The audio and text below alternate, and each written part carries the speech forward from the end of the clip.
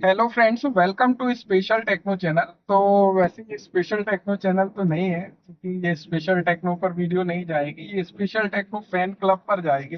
अब special techno fan club कोई और नहीं है, एक्चुअल में देखा जाए तो घर ही में फैन क्लब है। क्योंकि जब मैं वीडियो रिकॉर्ड करता हूँ तो मेरी वाइफ भी रिकॉर्ड करके कुछ कुछ डाल देती है, शॉर्ट वॉट ऐसे ही।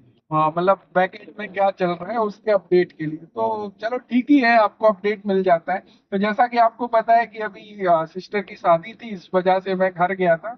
और मेरा घर ग्वालियर संभाग में शिवपुरी डिस्ट्रिक्ट में पड़ता है, मध्य प्रदेश में। और जैसा कि आप लोगों को क्लियर है कि मध्य प्रदेश जबलपुर से आप लोगों की सारी क्लासेस कंडक्ट होती हैं।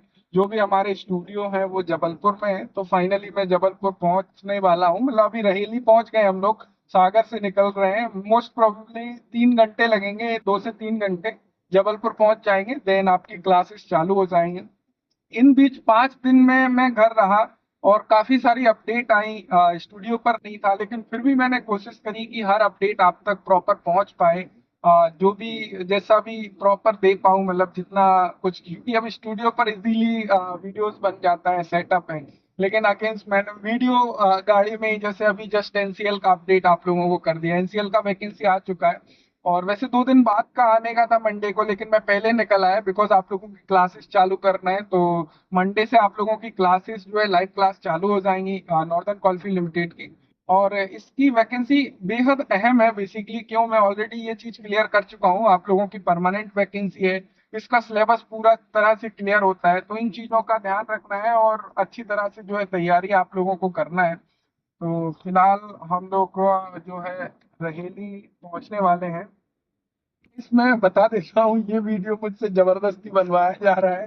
ऐसा मेरा कोई इंटेंशन नहीं है, लेकिन बहुत ज्यादा फोर्स के बाद में मैं एग्री हुआ हूँ कि ठीक है, वीडियो बना लो, डालना है तो डाल दो, कोई इशू नहीं। जबकि मैं जनरली इस टाइप का वीडियो वगैरह नहीं बनाता हूँ। जो मेरा काम है टीचिंग का, या तो उससे रिलेटेड कोई वीडियो हो या फिर आपके लिए कोई इंफॉर्मेशन वाली वीडियो हो, तो मैं कोशिश करूंगा कि को भी इंफॉर्मेशन आपको देता चलूं साथ साथ में।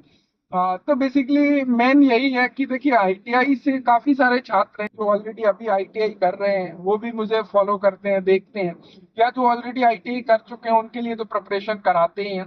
तो मेनली मैं उन स्टूडेंट्स को गाइड करना चाहूंगा कि जो ऑलरेडी आईटीआई कर रहे हैं, या फिर जो कहीं ना कहीं वर्क कर रहे हैं या अप्रेंटिस ट्रेनिंग कर रहे हैं, जिनके पास में अपॉर्चुनिटी है अभी प्रैक्टिकल करने का।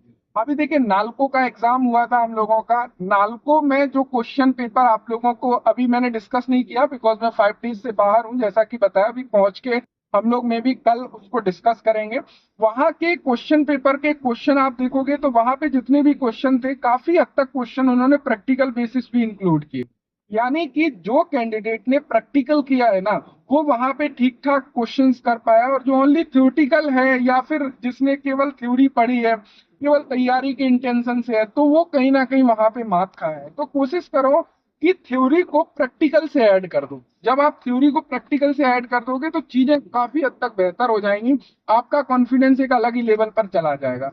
मेरा कहने का मतलब है कि आप यदि कोई टॉपिक पढ़ रहे हो जो कि कोई मशीनिंग से रिलेटेड है, तो उस मशीनिंग से रिलेटेड पढ़ते समय थ्योरी एग्जैक्टली क्या बोल रहा है और हमारी मशीन पर इन प्रैक्टिकल क्या चीजें हैं, उनको आपस में कंपेयर करके देखना चाहिए। क्या ये थ्योरी करेक्ट बोल रहा है या कितना दोनों में डिफरेंस आ रहा है।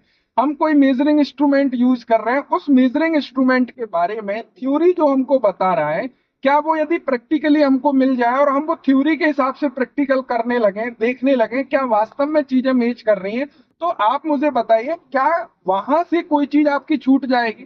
बिल्कुल नहीं छूटेगी। तो हमेशा कोशिश ये करो, यहाँ पे टेक्निकल एक ऐसी फील्ड है कि जिसको पढ़ते समय आपको बेसिकली इंटरेस्ट आना चाहिए। जब तक इंटरेस्ट नहीं आएगा, और इंटरेस्ट कैसे आएगा, इंटरेस्ट ऐसे ही आएगा कि आप कोई भी मैकेनिज्म पढ़ रहे हो, आप कोई मेजरिंग इंस्ट्रूमेंट पढ़ रहे हो, या फिर आप कोई भी चीज मैकेनिकल की पढ़ रहे हो, उसको या तो प्रैक्टिकल नहीं अवेलेबल है तो इन विजुअल कहीं पर उस चीज की वीडियोस मिल जाती है, उसका कोई एनिमेशन मिल जाता है जहां पे वो मैकेनिज्म को क्लियर किया जा रहा है, तो उसको समझने की कोशिश करना, देन उसको थ्योरी से रिलेट करना। फिर अब यदि जब ऐसे कॉन्सेप्ट आप क्लियर कर लोगे ना, तो वहां से कोई भी क्वेश्चन आ जाए, क्या कोई छूटने वाला क्वेश्चन है? बिल्कुल नहीं छूटने वाला।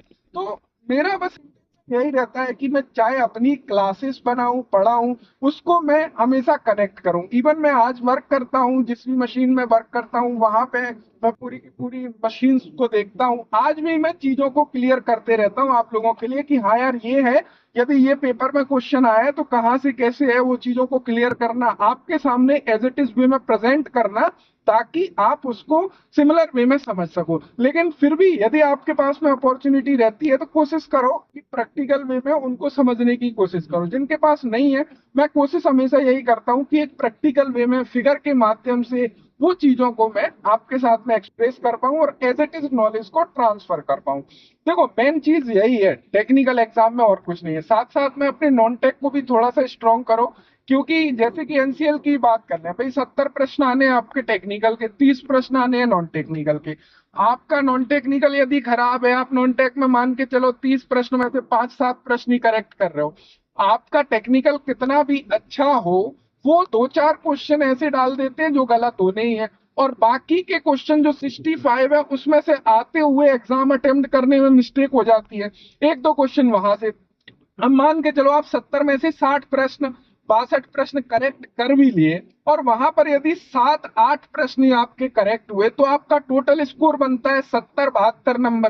क्या 70-72 नंबर पर सिलेक्शन हो पाता है, कट ऑफ वहां तक जा पाती है? तो बहुत कम चांसेस होते हैं। ये एग्जाम लेवल के ऊपर भी डिपेंड करता है, कई सारे एग्जाम्स में कट ऑफ आ जाती है और कई सारे में नहीं आती। तो यहाँ पे मेरा कहने का मतलब क्या है कि जो भी 30%, 20% या 25% आप लोगों का नॉन टेक्निकल पोर्शन होता है टेक्निकल एग्जाम में, उसको सपोर्टिव लेके चलना है। क्योंकि आप इधर तो स्ट्रांग हो, अब आपकी वीकनेस बच रही है केवल वो, तो अपनी वीकनेस को थोड़ा सा स्ट्रांग कर लोगे, आपके सिलेक्शन ऑटोमेटिक होते जाएंगे। मैं बता रहा हूँ, मेरे ऐसे ऐसे स्टूडेंट्स हैं जो इसरो में सिलेक्टेड हुए, बीएआरसी में सिलेक्टेड हुए, मतलब कि एक बार यदि सिलेक्शन हुआ तो वो सिलेक्शन होता गया। वो क्यों होता गया, मतलब चीजें क्लियर है कि भाई उसने अपने जो फाउंडेशन है, उसका जो फंडामेंटल है, उसको उसने क्लियर कर लिया। अब वही चीजें हैं, यदि आप उन चीजों को क्लियर करते जाओगे, चीजों को समझते जाओगे कि कहाँ मेरी वीकनेस रह रही है, कहाँ मेरी कमजोरी रह रही है, तो चीजें अपने आप बेहतर होती जाती हैं। और जब एक एग्जाम निकल जाता है, मतलब ये है कि आप उस बॉर्डर, उस पायदान को पार कर गए हो। अब आपकी नॉलेज ये बोलती है, और आपके अंदर एक कॉन्फिडेंस भी आ जाता है, वो भी एक जो है कहीं ना कहीं मेजर रोल अदा करता है, कि उससे क्या है ना, आपका एक पॉजिटिव माइंडसेट बनता जाता है, और आप ज्यादा से ज्यादा क्वेश्चंस को देखते हो। हर पेपर जो हुआ है उस पेपर के क्वेश्चन को देखने की लालसा होती है। तो आप देखो, आपका फंडामेंटल क्लियर है, आप 1-2 मार्क्स से रह रहे हो, 3-4 मार्क्स से रह रहे हो, तो उसमें अभी प्रेजेंट में क्या करो, देखो ये चीज तो हर स्टूडेंट्स को करना ही चाहिए। जो भी पेपर हुआ तो आपके अंदर ये जिज्ञासा होना चाहिए, उस क्वेश्चन पेपर का हर एक क्वेश्चन को मैं देखूं, समझूं, परखूं, कहाँ से आया है उसको देखो। तो जितने भी क्वेश्चन पेपर हो रहे हैं जिसमें टेक्निकल प्रश्न है, नॉन टेक्निकल प्रश्न है, अपने आईटीआई लेवल के, उस पेपर को सॉल्व तो आपको करना ही करना है, उस पेपर को उठाना है, सॉल्व करना है।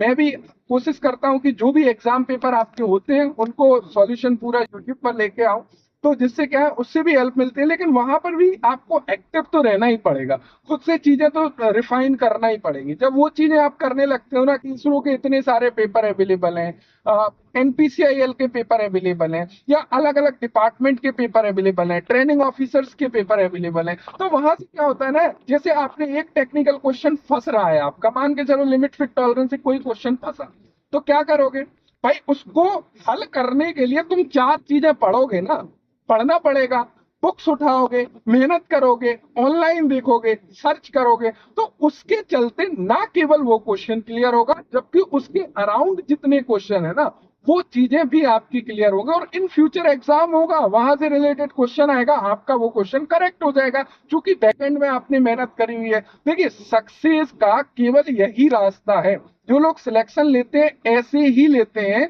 कोई अलग से ऐसी चीज नहीं में कि भैया जो उसने कर ली, अब वो बता नहीं रहा है कि आपको कैसे करना है। चीजें यही है, मैं आपको गाइड कर रहा हूँ, 100% चीजें यही है, बस आपको उसके प्रति काम करना पड़ेगा, मेहनत करना पड़ेगा, और यदि आपने वो चीजें कर ली तो डेफिनेटली मैं वादा करता हूँ कि आपका सिलेक्शन आराम से हो रहा होगा। तो मुझे उम्मीद है कि ये सारी चीजें क्लियर हो गई होंगी। साथ ही साथ बस पहुंचते हैं, उसके बाद में अपनी क्लासेस चालू करते हैं। और बहुत ही तरीके से क्लासेस आपको मिलने लगेंगी। यूट्यूब पर भी एक सीरीज बेसिकली लेके आने वाले हैं, जो 9 PM वाली अपनी सीरीज थी 9 PM की, वहां पे वो जो है हम लोग लाइव करेंगे। उम्मीद है कि ऑल इन्फॉर्मेशन जो भी है मिल गई होगी, और ये चीजें आपको कहीं ना कहीं मोटिवेट करेंगी, हेल्प करेंगी अपनी प्रिपरेशन को सही डायरेक्शन में ले जाने का। और ये मुझसे जबरदस्ती बुलवाया जा रहा है, इस चैनल को भी सब्सक्राइब कर लेना।